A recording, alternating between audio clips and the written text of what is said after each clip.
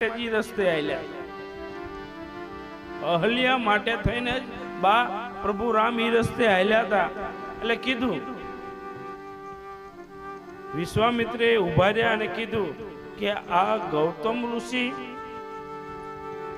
અને દેવી અહલ્યાનો આશ્રમ છે તો કે આ શિલાવશ કેમ છે તો એની પણ સુંદર કથા છે પણ અહીંયા ટૂંકમાં લઈને કહું કે વિશ્વામિત્ર કહે છે કે હે રઘુવીર હે રાઘવ એ તમારા ચરણની રજ ચાહે છે અને અહલ્યાનો ઉદ્ધાર થાય એટલે રામચરિતમાં પણ આ કથા છે તો આ ગૌતમ અને અહલ્યા જે દક્ષિણ ભારતમાં